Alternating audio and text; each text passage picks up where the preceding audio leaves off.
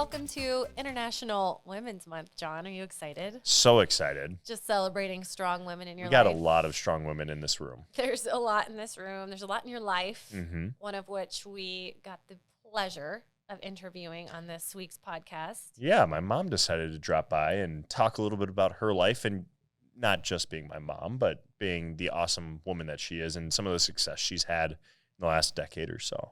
Yes, I cannot wait for you to listen to this.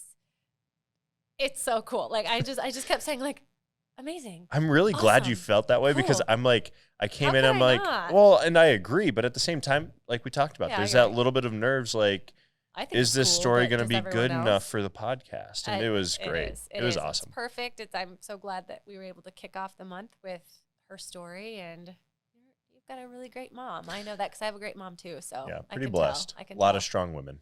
A lot of strong women. All right. Well, who are you feeling jealous of this week? Jealous of everyone that got to see the Batman, the new Batman movie that just came out with Okay. Robert Pattinson. Yeah, Team Jacob. Or wait, what's his name? we're gonna go there. Edward. We're gonna go there. That's how I got my start with him.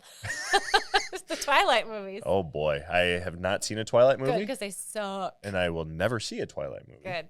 Especially after that review. They're not good. Glowing. They're not good. But apparently it's really, really good. Really? Like, we need to make a work trip over to the Palms and see it in IMAX. Okay. Why are there so many Batmans and Spider-Mans, and why don't they stop making them, and why, like, they confuse Because they me. make money. I know that, but it's just It like, boils okay, down you to told the that, story. And there are different creatives out there, right? I mean, the Batmans of the Michael Keaton era Okay, yeah, which I loved. were kind of campy, right? I A little loved it. campy. Then you get the Christopher Nolan, which got a little bit darker. Yes. I don't want to bring up George Clooney being Batman because it's just, no. Also watched that one in Yeah, the theater. but I this think. one is apparently like dark. Oh. Like plays more true to the graphic novels. Okay, which are dark. Yeah, and so I think that's part of it. Everyone's kind of got their own creative taste for it. I'm sure Sam is probably like wanting to punch me right now because I'm probably completely off on this, but that's I got a thumbs up. I know what I'm talking about today. So Well, okay, history lesson. Batman was created by who originally? Do you know? It who was wrote a comic? it was a graphic novel. Okay, graphic novel. And then everyone's Or just comic, yeah. taking their interpretation of it. Right. I mean, you had the show, and Rodney, when was Batman the show? Like the 60s, 70s? And then it progressed from there into the movies. Yeah. And the 80s, I want to say late 80s, early 90s, the Yeah. movies. And, everyone had their own iteration of it. But Yeah. Which was the one with Alicia Silverstone, Yeah. that was George Clooney. Okay, yeah. That was good because it had Christopher O'Donnell in it. And that It had checked a lot Arnold of boxes. Schwarzenegger. It had Uma Yes. Thurman. Yes. It had an all-star cast. It was good. it was just- I mean, it was cheesy as And that's, I mean, George Clooney on ice skates going after, that I live. painful. Yeah, and he had like nipples built into his, which I loved. I mean, it was cold. I it mean, was you got to cold. make room for that, right? You have to. Yeah, where else are they supposed to go? Gotta if cut it diamonds gets cold? somehow. Oh man, well, amazing. I'm jealous of my parents are in Mexico right now. Oh. Yes, on a very well-deserved vacation. We're at Mexico. Tulum. Oh, Yeah. really? Yeah. So my dad will be mad, but they flew from St. Louis because he wanted a direct flight. Mm-hmm. Then they get there, and my mom told him that they have a 2-hour bus ride to their destination, which is very common. Standard, yeah. Not for Barry Schmidt. Like he's like, I don't know where this bus is taking. They made it. They're safe and they're Good. having a good time. And they are tan already. My mom sent me a picture of my dad wearing his Bing Bang hat down there. There you go. Just having a good time. Repping And the I'm really, brand. yeah, I'm happy for them. Do you so. tan up quick? Like, not to get sidetracked. Do you tan up quickly? I do. Okay. I do tan up quickly. We got a little dose of 70, like upper 60s the last couple of days, and I know. I just want more of it. I do too. It'll be back. It's March, early March. It was full spring or whatever they Fall, call spring number 2. it. Yeah. Yeah, we Yeah. had. So it'll be back. Okay, but you guys, you're going to really enjoy this, especially if you're a lady. So listen in, and always don't forget to rate, review, subscribe, follow us on social, all that good stuff. So enjoy. Pretty much everyone gets what they deserve in Game of Thrones. A lot of blood. Yeah. A lot of blood. I love Jon Snow. Who doesn't? I know. That flow, the beard. I know. Yeah. Okay, and this is not, I'm going to make it awkward real quick, but he looks like he could be part of your family, Jon Snow, Yeah. with the dark hair Dark and the features, dark eyes. for sure. Yeah, yeah. When I worked at B-Dubs, I got a note from a table one time that I looked like the guy from Entourage because I was a lot skinnier in high school, obviously. And I had this long kind of like, have I shown you my senior pictures at all? you have. So I had that hair. They're like, without the beard, they're like, you kind of look like, what's his name from Entourage? I can see it. I'm not going to complain. I can see it. I'll Yeah. take it. Take it and run with it. Exactly. Because those compliments come less and less as you get older. I have noticed myself. That's Oh, my so goodness. true. Anywho. So All sad. right. Anyway. Well, I mean, we've kicked it off, but we're going to officially kick it off. And I'm excited because this is the first mom that we've had on the, Wait, we haven't even not had the first- Brandon's mom. Not the first mom, but the first employee's mom, team member's mom. So I'm excited. You're a fellow boy mom, and I am also one. So we're going to have a lot to talk about outside of all your accomplishments and all the cool things that you do. But I just want you to introduce yourself a little bit. Okay. All right. I'm Karen Schaeffer. I'm John Schaeffer's mom. And that's basically who I am. What do you do? Oh, what do? I do a lot of things. I'm here because I'm a playwright. I have one play that's been published and another one that's going to be published shortly. I've had 5 plays that have been produced. Oh, my gosh. I didn't start writing. I'd never written anything until I was 49 years old. What? Mm-hmm. Yep. I just got goosebumps for real. Maybe HR papers back when you were finishing college when we were in high Well, school. and that was it. I wrote, I went back to school when I was in my 40s Okay. and got my bachelor's degree, finally finished my bachelor's Amazing. degree and while I was working at Iowa PBS. So I work for Iowa PBS now. I'm the executive secretary to the general manager Very nice. and the director of communications. So that's my day job, what I do for a living to put food on the table and a roof over our heads and everything else. But I also had this moment when I was 49 years old where I was not happy with what was out there for women in my age group, roles. And I had been doing theater since I was 11 years old. Okay, so like acting. Acting. Okay, all right. Acting, working backstage. I've been a stage manager. I've been a dresser. I've been crew. I've done lights. I did sound once, and they won't ask me to do that again. You pass that on to 'cause Dad, yeah. Max can do that. There you Max go. does Yeah. that. So you got that from your dad. You got your sound. Yeah, I get the And your sound brother. stuff from my dad. Got it, And okay. Alex, but yeah, Yeah. the writing side definitely comes from her. So. All right. Yeah. So, and your dad writes too, but he Yeah, just not as doesn't- well as you. I'll give you that. Amazing. Okay, so at 49. So I'm gonna back us up way back. You started in theater at 11. Mm-hmm. So talk about that. Why did you want to do that? Were It you just was- a creative kid? No, No? probably not. I was probably overly dramatic. If you ask my parents, they would tell you that. Oh my gosh, You had a dramatic household. Good I for you, do though. kind of had a dramatic household, and so school play, and I did a lot of school stuff. Not a lot. We didn't back in those days. Like I said, I'm old, so we didn't have things like community theater. It wasn't as prevalent. My parents aren't theater people at all. Really?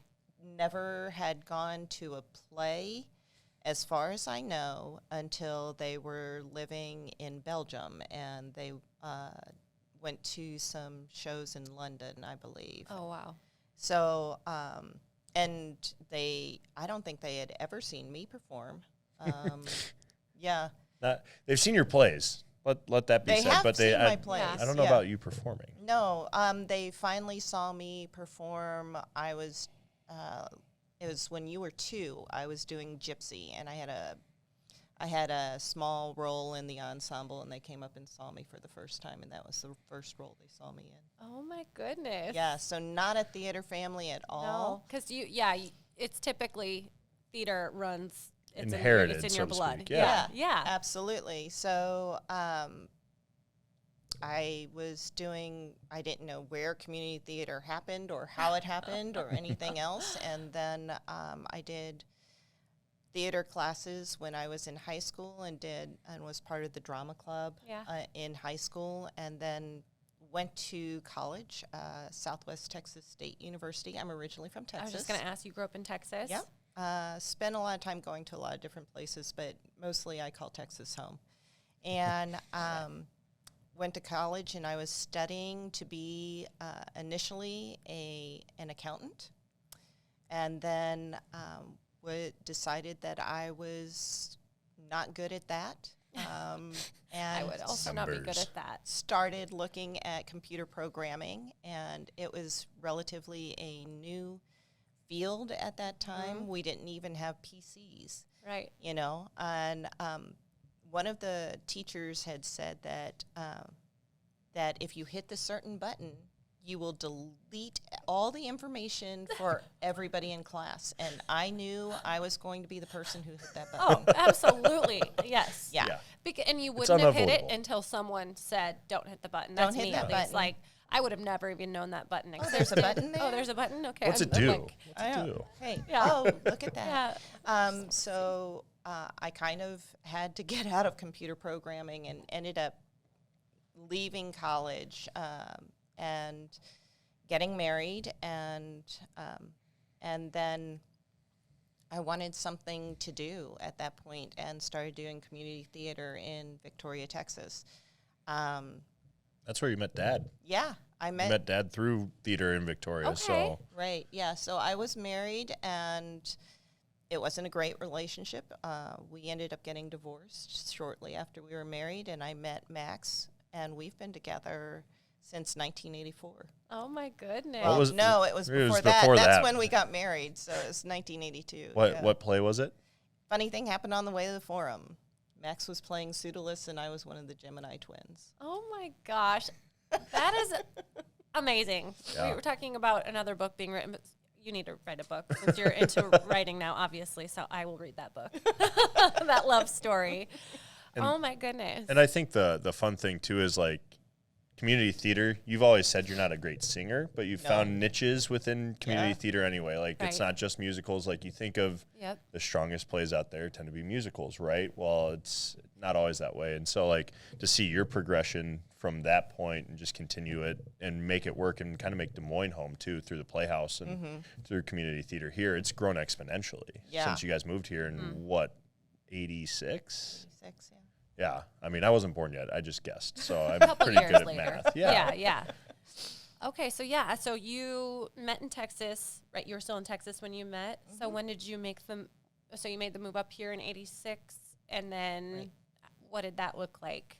Oh, well, that was really interesting. So, being a Texas girl, Max comes up here, and he's a radio personality, you know, and he interviewed for the job, and he says, "Oh, you're gonna love it. It's just like," he's from Hershey, Pennsylvania. Okay, didn't So, know that either. yeah. I love Learning new this. things to that. I know, So- and we keep talking about Max. Did we address who Max Okay, is? so yeah, Max is my father, who is married to Karen, obviously, and a morning radio personality, currently at WHO Radio, doing the morning show with Maxwell and Amy. And I mean, he's been in radio since He was college 18, at Shippensburg, and Yep. it wasn't radio that took him to Texas, though. No. That we'll do a deep dive on Max later, but just Okay. know. I he's- just want to know because that is a popular name, especially around Des Moines, and a lot of people that listen are from Des Moines, and I mean around. So we'll get back on track. But I knew who he was before I knew who you were because that's the radio station my parents listened to at home Yep. in southeastern Iowa, and I'm like, well, I told John, I think we're all living in a simulation. Everything is connected. Yep. Yeah, it's Yep. funny. So Yeah. okay, the back on Matrix. track. It is So- the Matrix. Max says, "Oh, you're gonna love it. It's just like Hershey. It has all the seasons." And I'm like, "I don't need all the I seasons. don't need. I just want the ones that I want. Yeah, I just want summer, please." And so we get up here, and you know, he has a job, but I don't really have a job. We don't know the area at all. We have no family here at all, and we're trying to figure out our way. And that first year was rough. It Oh. was rough, you know. I can't imagine. No. So That would be rough. you know, I think I gave him, what did I give him? Oh, I gave him a photo album for Christmas our first year because that was pretty much all we could afford. Yeah. And thank goodness that it got better after that. But Yeah. I mean, 89 I was born. Yep. And then I just kind of remember the progression from there, theater-wise. I mean, you guys were did you get into theater right away in Des Moines, or Right how did away. that work? Well, we went and saw Anything Goes at the Playhouse. Okay. And, oh my gosh, that production was as close to a professional production as wow. I have ever seen. And I looked at those people on the stage and the set and what they were doing and how they were singing and everything else. And I said, I will never be on this stage. Oh, come on. There is no way. And then they had auditions for Noises Off. And I auditioned for it and was cast, and it was from at that point forward that I had felt like I found my home.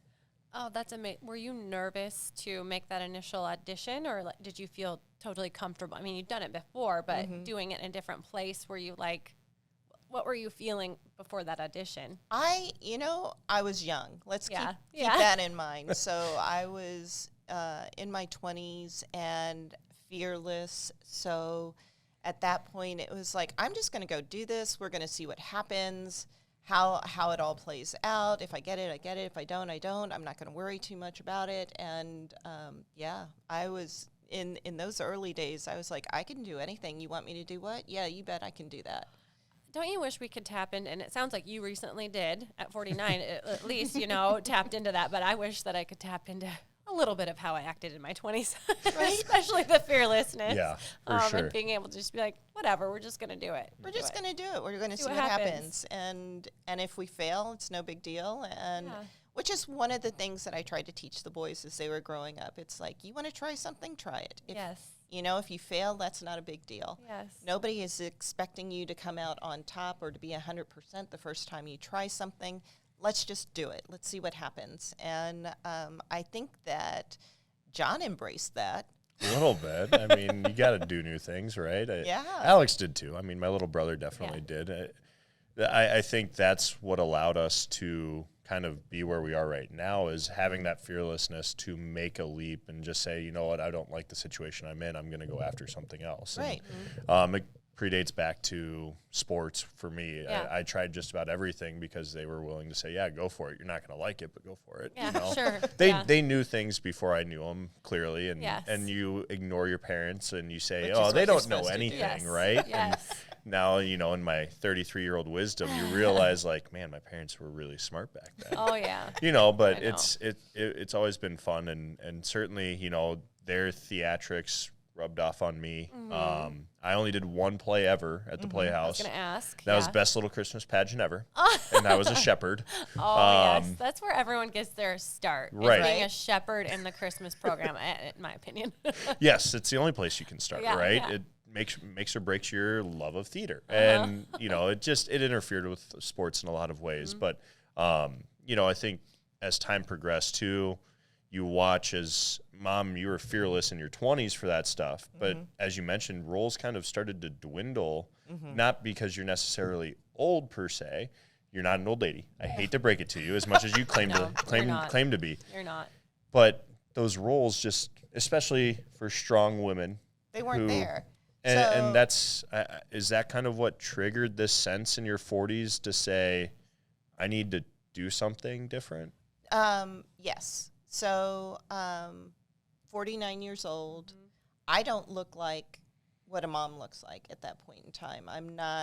I wasn't your typical motherly type. I didn't, I could have easily have been a grandmother at that point in time. Not that John made me one or anything, but a lot of gray hairs for me and my brother. But it was like, okay, 49, I'm looking at what the different theaters are doing and what roles were out there for women, and I could either be a crazy aunt or I could be your typical mom who, not typical, I would say your typical 1950s mom, because that's still the kind of perception we had at that point in time. Yeah. And I just didn't like what I was seeing. Yeah. So I sat down and I said, well, you can either do something about it Yeah. or you can complain. And I don't like to complain without trying to do something about it. Find a solution. Yeah. Yeah, find a solution. So I sat down and I wrote a play in 2 weeks.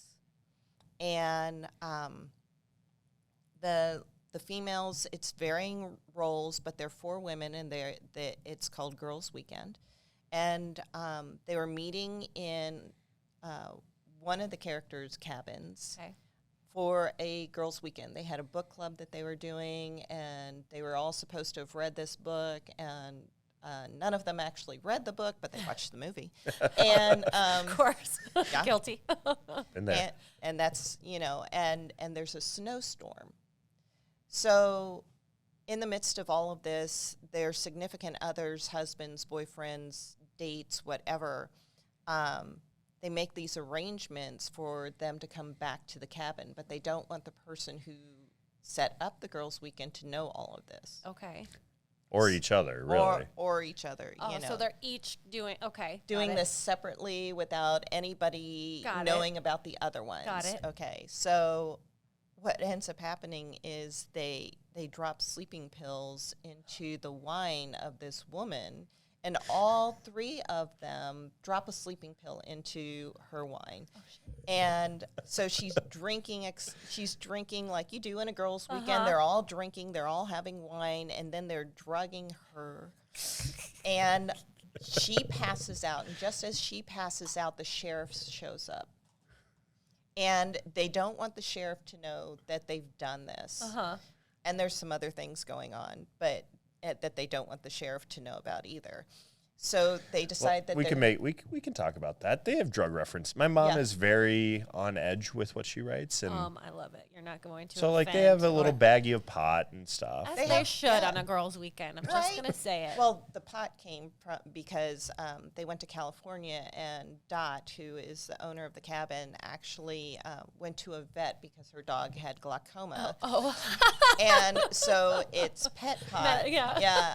But she didn't want to waste it when the dog died, so she rolled it up into little joints. And so is it? It's a comedy. It is. Okay. Yes, it's a farce. I'm following it that way. Yes. I'm hoping that I'm doing it right. Oh my God, I am. It's loving hands it. down one of the funniest plays I've ever seen. Oh my gosh. And like it was one of those where I remember what was ironic was the timing had just lined up perfectly with my last job. I had just gotten hired on, and her play opened the same week that I started back here. And so to be able to come back, have all the family come up here. It was literally the funniest play because you've got people coming in one door, going out another to try and avoid things. And not to interrupt you, but your play was fantastic. Thank you. It sounds, yes. So I wrote this in 2 weeks without anybody knowing that I had written this play. And you're telling me you had never written anything before? Papers for college. Were you, when the kids were growing up, like, did you tell them stories? Nope. No, this was just like lying dormant in your brain. Wasn't even there. It just popped in. Yep. I just finished doing a play called Don't Dress for Dinner, which was a farce. Okay. And I've done, at that point it was like 30 years of theater. Yeah. 30 plus years of theater that I had been doing. So I had a lot of references. Sure. But not anything that had stuck in my head that I thought, okay, this would make a great play or anything like that.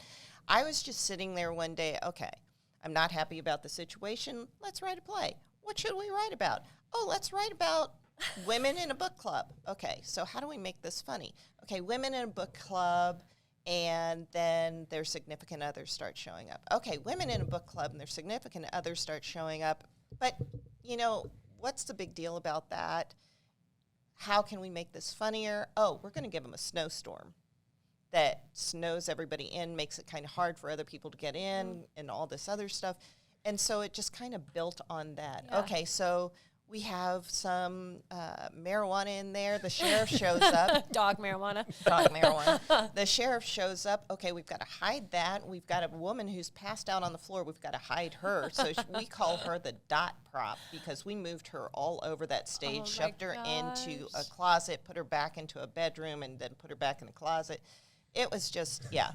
All of these things were kind of happening in this play. And so the end, I got this finished. I was like, oh my gosh, I finished it. Okay, it's finished. And I'm like, now what do I do with it? So I said to Max, who has been doing theater as long as I have, and I said, okay, I've written this play. Will you read it? Were you nervous to give it to him? Yes. Dad's critical. Yeah. Not in a bad way. He reads things from Of course. But Dad is probably your biggest fan. He is one of my Not biggest just fans. saying that because he's your husband, but because he actually enjoys how much her writing. And he's Right. enjoyed the journey that we've gone on together. Oh, yeah. And everything. So I'm like, will you read this? And he goes, a whole play? And I said, yeah, it's a whole play. And he's like, okay, well, I'm going to tell you if it's bad. And I went, Fine. I dare you to. all right, go ahead. You won't be cooking the rest of the week. Yeah. There will be So- consequences. So he sits down and reads it, and he when he talks about it, he talks about how nervous he was reading this thing in front of me. Of course, I'm nervous because I know, especially when you do something for the first time, you're like, at least me, like, I think it's good, but do I think it's good because I'm so close to it? Is he gonna? Yeah, of course. How is he going to see this? And that I had done it without even telling him that I was going to do it. You know, I had done this thing. I had created this Oh, I love it. this thing without once even saying, "Hey, I'm kind of writing something right now." Yeah. You know. So he reads it. He's laughing. Oh, Which, the first time he laughs, I'm just like, oh, thank goodness. were you in the same room, like Yeah. walking around Hovering. the island, like drinking some wine, checking in? Like I'm Drinking my picturing coffee. that. Yeah, He's like in his chair over there. And watching I'm just him. like on my couch, and I'm like, I can picture the it. death stare. Yeah, just staring over your mug of Yeah. coffee. Yeah. Yeah. She's the queen of the eyebrow raise. Like Yeah. if me and my brother did something, so I can see that. Just what do you mean? It was tough. So he goes, this is really funny, but you need to change it. And I went, what? He goes, well, you need to bring this actor in sooner, the male actor in sooner, and he needs to be part of this whole thing. I said, no. And he goes, what? I said, no, I'm not doing this. This is a play about women. It's about women in a farce, and the women are the central characters of this farce. Mhm. And he's like, okay. I You know. have goosebumps. I'm not joking. Good. I love it. Yes. So he goes, all right, well, here's some things that you need to look at then. I looked at those and went back and rewrote, I will tell the truth. And he goes, you need to look at these things then. And I'm like, no, I don't. And he's like, no, you really need to look at these things. And I'm like, you don't know what you're talking about. And then about a half hour later, I started looking at those things and going, okay, yeah, he's right. The one thing we all hate admitting is when our Yes. partner is correct. Yeah, Oh, 100%. yeah. So I made some changes to it, and I'm at that point. I'm like, I don't even know what to do with this at this point. Yeah. And I told my friend, Kathy Pingle, who is an amazing director. She has been my editor since day one, Oh, and nice. and I had just finished doing Don't Dress with her, and I said, okay, I wrote this play. Will you read it? And she's like, sure, I'll read it. Because that's like the kiss of death for a friendship, especially if it's bad. The last thing you want to do is tell your friend that you've written a bad play. Yeah. Side note real quick. My mom, we went on a family vacation one time and she's like, I'm going to read this book. It was written by so-and-so's friend. And I read it because we drove to Texas and back. And I mean, that book was horrible, but that she didn't have good friends to tell her, like, honey, this book sucks. It was like all over the place. And I'm like, oh God, I hope no one ever lets me write a shitty book like this. So I'm glad you had her. I have good friends. Great Really friend. good friends. And so she read it and she goes, this is funny. And I went, thank you. And I said, what do I do with this now? Yeah. And she goes, well, I think we need to organize a table read. Oh my God. So we organized a table read, and all of my friends who are amazing, wonderful, talented, brilliant people came and said, yeah, I'll read that. I'll be that character Oh. for you. And so we went to a cab company and sat in the back and had food and drinks and everything else and read the play. And then we sat and had discussion about things that need to change and how that all looked and what that looked like. And so for about a year after the 2 weeks, we went through and made edits, and these people kept coming back and back and back and reading these characters until we had a script that was presentable. Yep. Then we did. How long was that? Really quick. How long was that process? I mean, this isn't happening in a matter of a month. This is like it's a year. Yeah, I mean, it's drawn out. It's not a short thing for that Mm-mm. first one. No, not for the first one. And I think I have 67 versions of it or something like that, where we just kept doing all those things. People need to hear that too, by the way, because I think people think like I'm gonna knock it out of the park the first try. 67 versions. 67 versions. Your friend probably or your mom's friend probably should have had 67 versions of that book. Yeah, at least. So, we had a play that was presentable, and so I had done this thing called 1 week, 1 actor, 1 writer. And had a piece in there that was very, very well received. And that was the first public presentation I had ever had of anything I'd written. And you wrote that one. Okay, got it. And it was called Lost Keys. Okay. I remember that one, actually. Yeah. And so it's only supposed to be 7 minutes long. I had this fabulous actor, and I had written this monologue, and it was probably 5 pages. It was huge, this monologue, and he did it. And it was heart-wrenching, and but at the same time funny, because he was always losing his keys. And until he met his wife, and then he stopped losing his keys, and she was this person who said, hey, we've got, after they got married, we've got this dish by the hallway, put your keys in there, and then you always have them, and it's no big deal. So then they have a little boy, and he was supposed to pick the son up from daycare, and he was running late at work and couldn't do it. So she picked up their son, and it was raining. It was torrential. It was just awful, and they were in a terrible car accident and killed them both. Oh, God. I And know. you wrote this. I wrote this. Gosh. And it was partially because of an accident that John had his senior year in high On your school. birthday. On my birthday. With my grandparents at the house. Oh, on my way home goodness. from I was fine. Like, I had to go in an ambulance because I had pretty nasty whiplash. And so it's... He was sandwiched between 2 cars. I was on my way home from a soccer practice and in a Corolla, and I'm waiting for 2 cars in front of me to make a left turn on 42nd. Car behind me wasn't paying attention for whatever reason. It was torrential downpour and plowed right through the back of me, and to the point where I hit the Jeep or SUV in front of me, and it popped up on my hood. Oh, shit. And so I didn't call 911. I called my dad. And I'm like, hey, Dad, I was in a car accident. What do I do? He's like, well, are you okay? I'm like, no, my neck's a little sore. Like, what do I do? And sure enough, the firehouse is 6 blocks away from where the accident happened. And the sirens make it real. Right. Also, right? Right. So they show up and the paramedics get there and they're like, are you okay? I'm like, my neck's sore. So they're like, well, we're going to put you in a neck brace and then wheel you out on a gurney.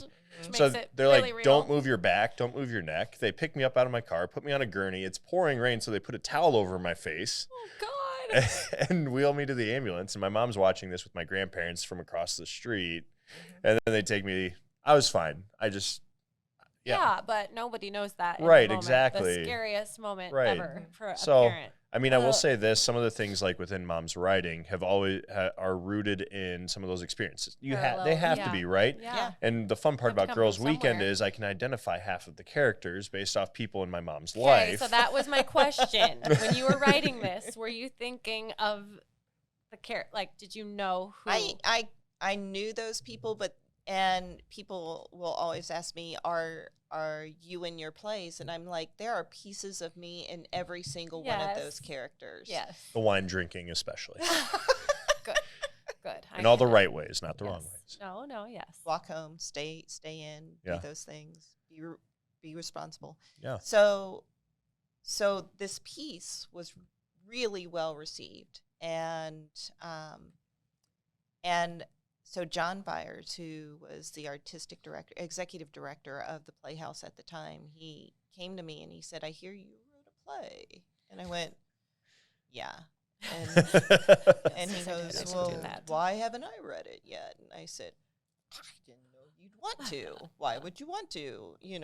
You're John Byers kind of deal." He was kind of a big wig. I mean, he had ties back to New York, and the Playhouse is extremely well received regionally and probably nationally. Nationally, yeah, as a matter of fact. And so he goes, "Well, I want to read it." And I'm like, okay. So I give him the play. He reads it, and he comes back to me and he says, "I think we need to do a staged reading of this." And I went, "Really?" You're still not convinced after 67 versions, a year of people coming in and reading and telling you how good it is. That it's any good. That it's any good. That an audience would actually enjoy it. So I put it out on social media. Facebook was the only social media you had at that time, and I said, "Okay, this is going to happen. People come and support me." And normally for a staged reading, you might get 15, 20 people.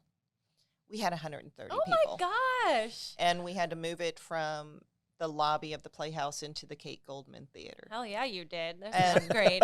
It was like, and they laughed. Oh. And I'm back in the back with my little notebook, kind of making notes and going, "Okay, this is good. Oh. This one is good." That kind of deal. And the survey that the Playhouse put out at the time,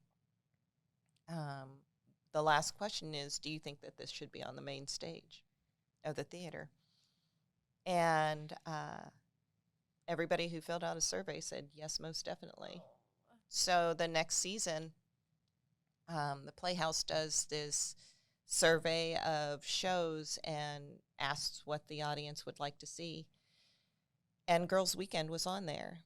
And it was like the first or second choice for a straight play for that next season. And so Girls' Weekend ended up being on the main stage at the Playhouse. Oh, my goodness. It was the most unbelievable experience. You could have pinched me. I could have died there and been perfectly happy. And standing ovations every night, uproar, just laughter from beginning to end. Oh. And I think the other fun aspect too to see was the demographic changed to an extent for this play, right?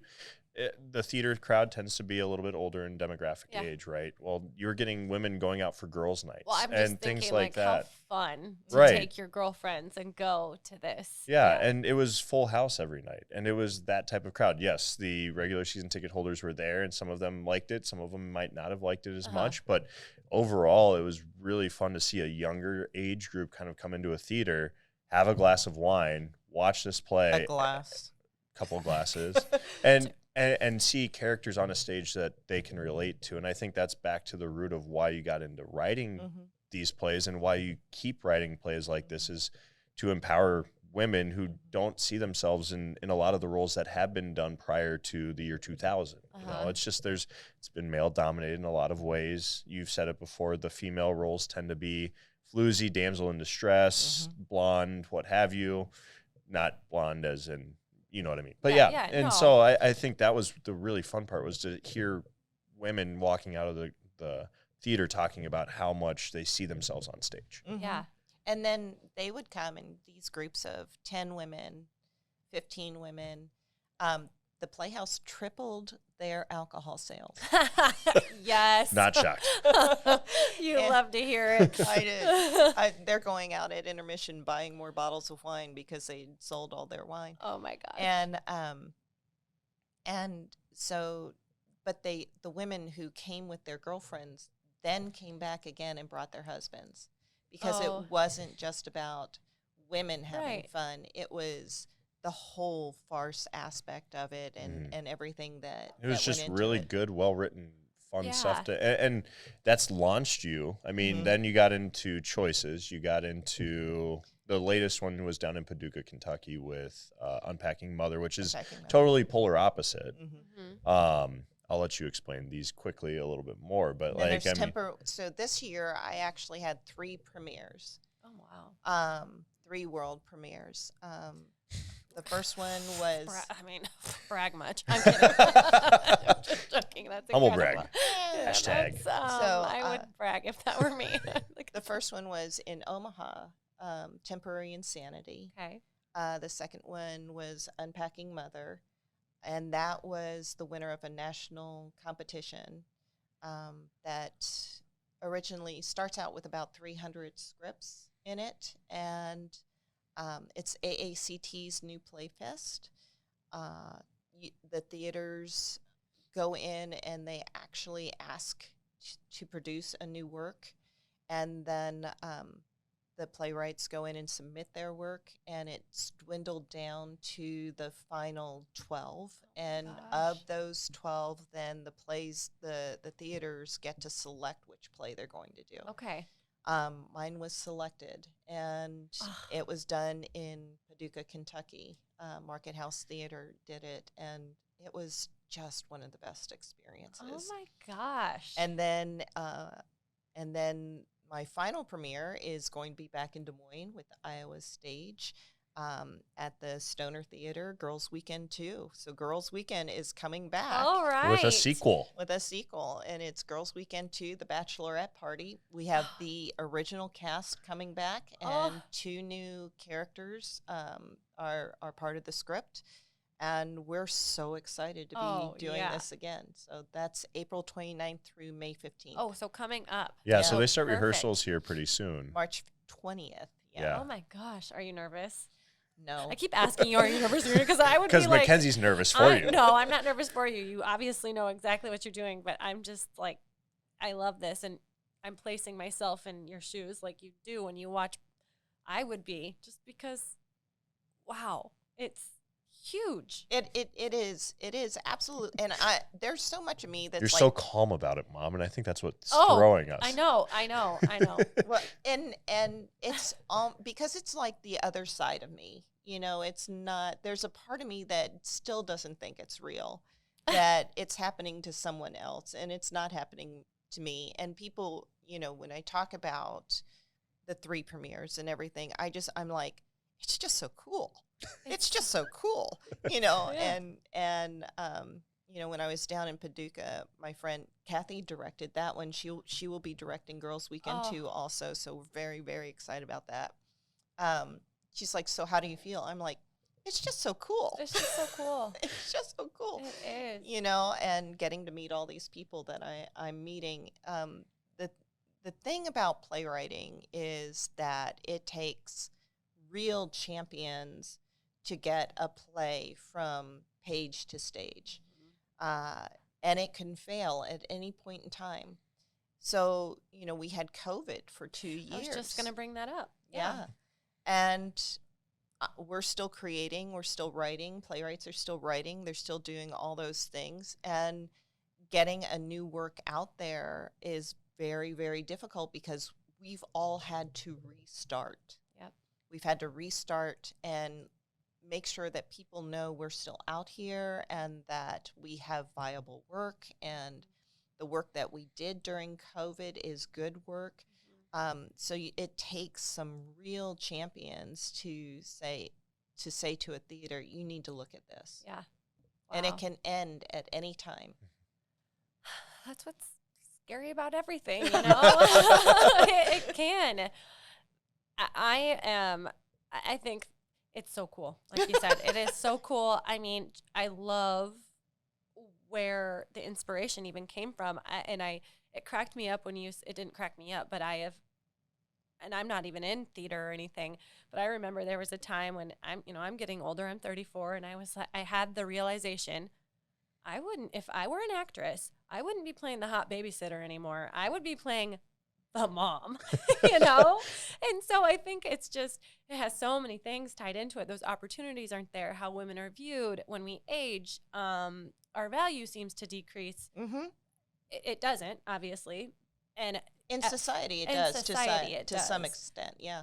You see news anchors, you see actresses, you see, and that's why I think I'm all over the place. Sorry, I have so many thoughts. Fine. But I love the, I guess, the Sex and the City. I watched Sex and the City. I haven't watched the new revival of the show. Did you keep up with any of that, or have you watched I any actually of that?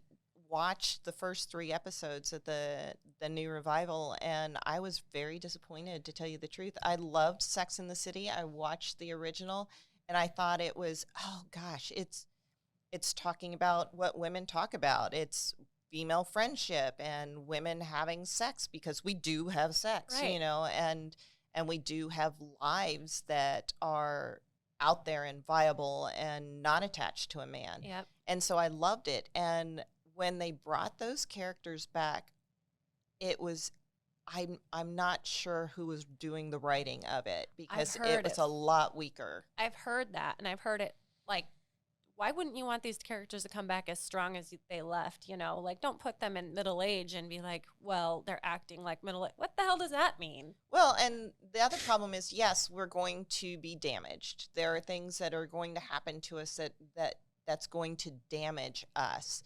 And you don't always have to be strong. You don't always have to be, you know, Wonder Woman. That is a misconception, and one that I will be the first one to say, let's not portray women that way either. Yep. You know, we are human beings. We're well-rounded. We have an arc. Yep. Show the arc. Yes. You know, don't make us caricatures, though. And that's what I felt like I was watching. Yeah. Yeah. That's really interesting to hear from your perspective, especially just because you're a woman and you write about women, and you have a realistic perspective of what women go through. So yeah, I just had to bring that in there because I haven't watched it, but I have heard mixed reviews and a lot of exactly what you're saying. But yeah, I love this. This proves that anyone can do anything at any age, but any woman can do anything at any age. And I love that you've tapped into a completely different side of yourself that you didn't think was there. You still aren't completely convinced that it is there. But it's so inspiring. Oh, well, thank you. It is. It is. John, I'm sorry. She's coming back.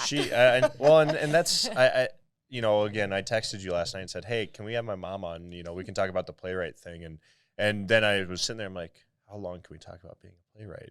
And then I realized it's my mom. She can talk all day about it. And also I can talk about But she's, you know, again, she's been a big root. Obviously, my parents have been incredible in how they raised me and my brother. But empowering us, again, you see where it comes from. And so I don't know if I've told you, but I'm proud of you. It's been a lot of fun to watch you do all this stuff. And I'm excited for Girls Weekend, too. We'll get the girls, we'll get the whole office out for you. Awesome. Are your eyes a little misty right now? No, we're good.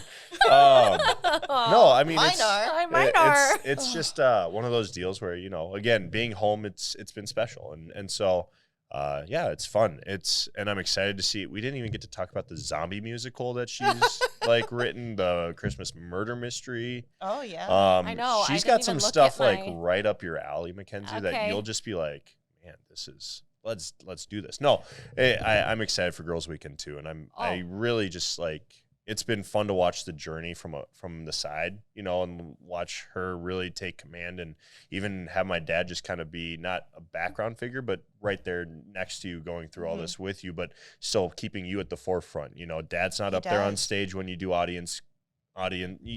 She'll do a talk back with the audience after some performances, explaining where some of that stuff comes from, and Dad lets you have that.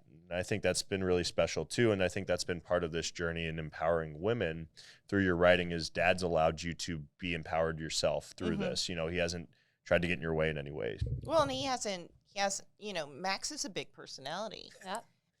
We have big personalities all around. We have big our family. personalities in our family. It's just one of those things. And he could have certainly opened doors for me, but he didn't.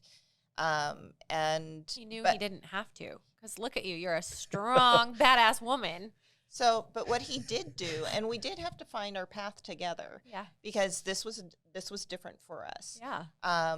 So what we discovered was he markets me, and in his support of me, he makes sure that that this new stuff is out to theaters that need to go out to theaters. He makes sure that the social media is done. He makes sure that he's always communicating with theaters that are doing the play, because a lot of times what we have said with our stuff is we get information about theaters doing Girls Weekend, and so he will, get some of that first, or I'll say, hey, look who's doing Girls Weekend now, and he comes back and he will make a Facebook post, and he will make sure that they know they need to send pictures to us and keep us posted on what's going on with it and what the group is doing and all those things. And he does all of that for me. I just want to write.